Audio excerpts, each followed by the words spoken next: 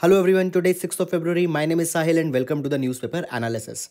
Now guys, first of all, let's have a look on today's GS folder. So today we will be taking a quote from the Albert Einstein. He says, education is what remains after one has forgotten what he has learned in school. Now, guys, this particular quote means that the education is not just selective rhetoric of the crude facts and all such kind of information. Rather, the real purpose of education is to inculcate an essence of intellectualism into a person. And that essence can only be seen when the person has forgotten the theoretical things that he had learned into the school. And when we see that even after forgetting such kind of things, whether still he holds the rationality, logical inquiry and intellectualism, we can say that truly a person has been educated. So guys, this is the entire thing. However, today the real purpose, real meaning of education has been forgotten. Guys, you can utilize this particular thing into your GS paper number 2 into the topics related to the education as well as into the topics related to the essay. So guys, that is all. And now let's take the newspaper analysis. Now, guys, from past few days, we can see that these entire papers are filled with the farmer protest and all such kind of things, which are not at all important for your exam, guys. So please be very much selective with respect to the articles that you are seeing. Guys, there is one small information that I want to share with you that now finally the UPSC has agreed to give the aspirants one more chance, but this is one time restricted relaxation which has been given only to those aspirants who had appeared into the civil services 2020 and the 2020 was their last attempt. So it is not a kind of a thing which has been given to all. So just I want to convey you guys that these entire paper are filled with such kind of informations which are not relevant for you. Even into the editorial section, today is the Saturday, so the ground zero is also onto the farmers protest. So this is the thing. And now guys, let's take the articles into the detail. Now guys, taking up the first article, this article has been taken from the Hindu newspaper and we can utilize it into the GS paper number 2 with respect to the electoral issues.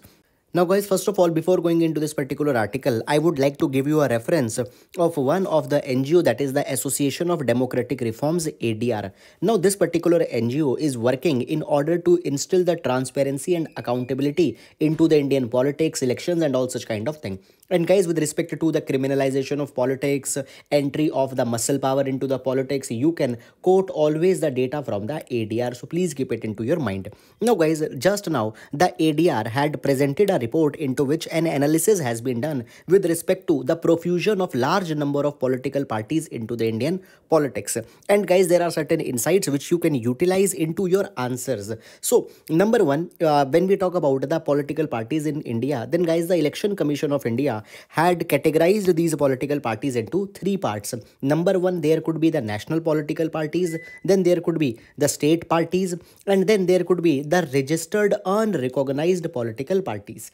Now guys, you might have already read into your polity, Lakshmikant, that in order to be recognized as either a national party or a state party, there is a performance criteria that has to be shown. And the national parties, state political parties, they have been given some privileges. For example, they can access the electoral rolls. They are given specific party symbols which they can utilize into their campaigning and all such kind of things.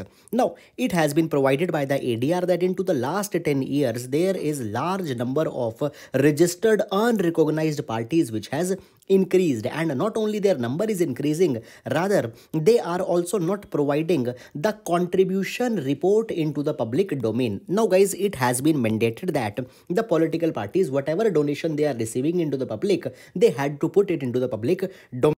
But these registered unrecognized political parties, they are not putting such kind of contributions. And guys, it has been provided that if we talk about today total number of political parties, they are 2360, fine. And out of this, the maximum 2301, they are the registered unrecognized political parties, this third category. And out of them, only 3.39% political parties have put the reports into the public domain for the year 2018 and 19. Now this particular thing is pointing towards one particular issue, that many of the political parties are being created just for the dummy purposes, where they are just acting as a front to collect the money from the people, but actually they are not playing any role into the Indian political participation.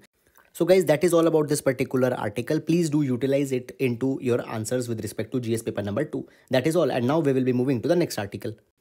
Now guys, this particular article has been taken from the Hindu newspaper and it is talking about the condition of the Pradhan Mantri Fasal Bima Yojana. Now guys, into our GS paper number 2, there is one particular section that has been given, that is the welfare schemes as well as their functioning. So there we will be utilizing it. Now guys, before going into this particular article, first of all, some basic information. See, when we talk about the Pradhan Mantri Fasal Bima Yojana, it is a insurance scheme that the government started in 2016 after replacing the National Agricultural Insurance Scheme and modified National Agricultural Insurance Scheme. Now, the Pradhan Mantri Fasal Bima Yojana is operated by the Ministry of Agriculture and Farmers Welfare. Now it has been seen that because of the natural factors and all such kind of things, many of farmers' incomes are getting compromised, their crops are failing. So therefore, it was envisaged that the largest number of farmers should be provided a kind of an insurance, and maximum people can only be enrolled when the premium will be kept at least possible prices. And guys, therefore it has been provided that for the kharif crops 2% of the cost will be the premium, for rabi it will be 1.5%, and for horticulture and plantation crops the 5% will be the premium amount. And under this particular thing, further it has been provided that the Pradhan Mantri Fasal Bima Yojana is compulsory to all the farmers who have taken the loan. However, it is optional for the farmers who have not taken the loan. Now guys, recently Pradhan Mantri Fasal Bima Yojana was also into the news because Pradhan Mantri Fasal Bima Yojana 2.0 has been started, under which certain reforms have been carried. For example, now the entire Pradhan Mantri Fasal Bima Yojana has been made completely voluntary. Earlier, for the loany farmers, it was compulsory, but now such case is not there. Then guys, it has also been said that there will be substantial flexibility that will be given to the states for the implementation of the Pradhan Mantri Fasal Bima Yojana. Then guys, it has been provided that the insurance companies, they had to spend a minimum of some amount onto the information, education and the communication. They needed to empower the farmer, they need to educate the farmer so that they can understand what is the utility of the insurance, and themselves voluntarily they can take the insurance.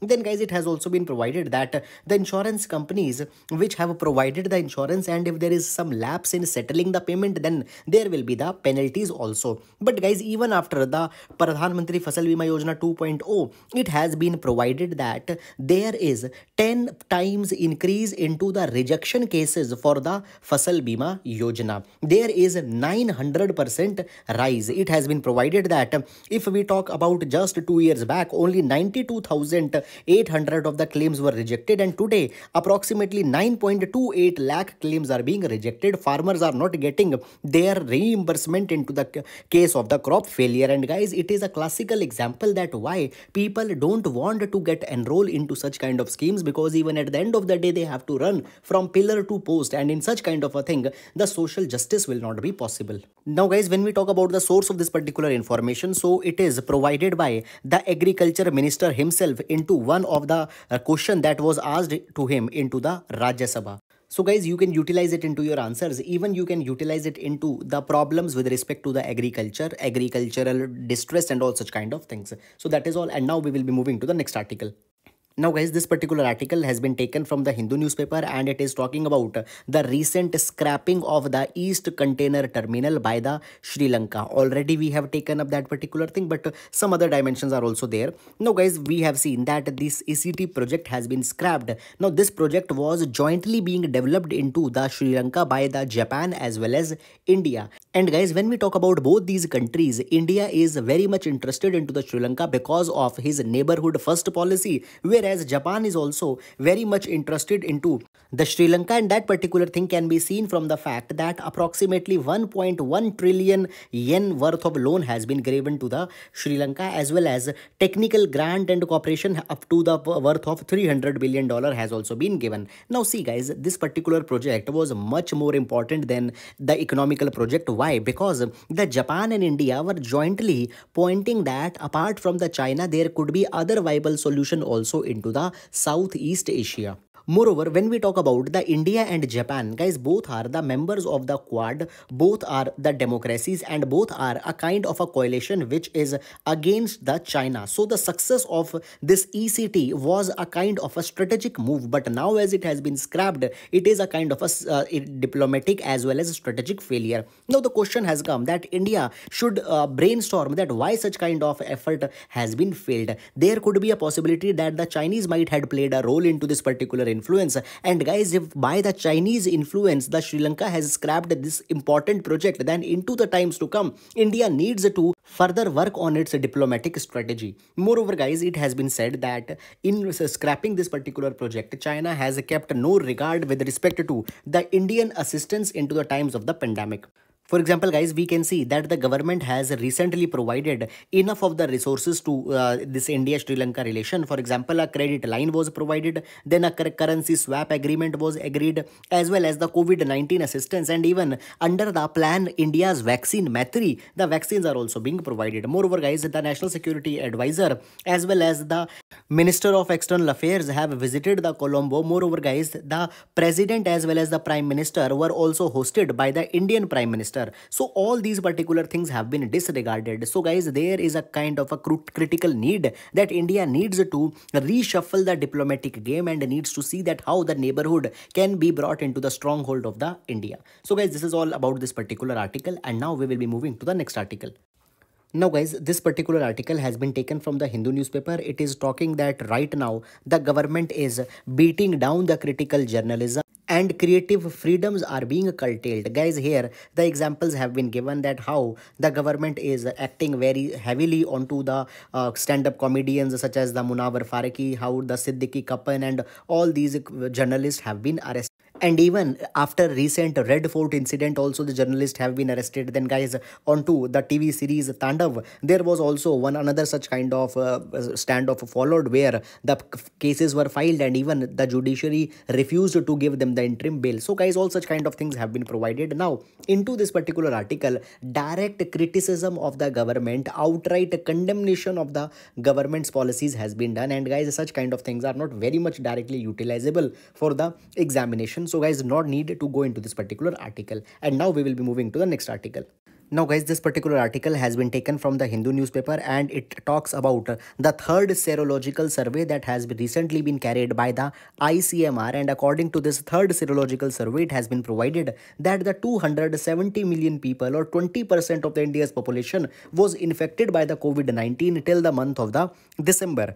Now guys, on one particular front, this particular thing is good that if large number of people had been infected, we might be moving towards the herd immunity and ultimately the transmission of the COVID-19 will come down. However guys, there are certain other trends also which are disturbing. It has been provided that it doesn't mean that the 80% people are safe if the 20% has been infected. There are still large number of people who are vulnerable, and into that particular capacity still there are much grounds for the worry. Moreover guys, it has also provided some other disturbing facts also. For example, there is a 5-fold increase into the infection into the children between the age of 10 to 17 years. And now guys, this particular fact is important because now government's strategy in terms of vaccination has not been centered onto the teenagers as well as the children. So it has been said that as a number of cases are increasing into this particular segment, government also needs to come out with the vaccination policy where it is more focusing onto the children and teenagers also. However guys, much of the hairline data you need not to see, as by the time you will be writing your examination, many other rounds of the serological survey would also have been done. So guys, just that's all about this particular article, and now we will be moving to the next article. Now guys, this particular article has been taken from the Hindu newspaper and it is talking just about one particular case, that is the case of Perari Valam. Now Perari Valam, he is a person who was involved into the Rajiv Gandhi's assassination in 1991, and now there are more than 30 years that he has been kept into the custody. And the fact which points that an injustice has been carried is that his role into the Rajiv Gandhi's assassination is not very much clear, and it has been said that he at maximum played a peripheral role, and after playing the peripheral role to keep a person for more than 30 years into the custody, and even now it is not clear that what will be the future scope of action. It shows that the state of justice is very much poor. Now guys, into this particular case, the date by date account when the arrest happened and all such kind of things with respect to this one person has been given. Now into that particular capacity guys, you don't need to go into this particular article, because for the UPSC we need to focus on to the trends and not on any one person's story. So guys, I will not advise you to go into this particular article. So that is all, and now we'll be moving to the next article. Now guys, this particular article has been taken from the Hindu newspaper, and here we can see the potential of the aero components into India's defense sector. Now see, before going into this particular article, let's take some background. Guys, recently India came with the Atmanirbhar Bharat Abhiyan, and under the Atmanirbhar Bharat Abhiyan, it was said that we will achieve the self-sufficiency into the armory, as well as we will also be becoming the exporters of the weaponry. And by 2025, a target was taken that the defense production in India is to be enhanced to $25 billion, as well as $5 billion worth of exports are also to be carried by India. Now it has been said that into the defense production, the aero component can play a very important role, and it is about to be double. Right now the aero components worth is 30,000 crore rupees, and it will become 60,000 crore by 2024. And this particular thing is possible guys because more than 200 agreements have been signed which are promoting the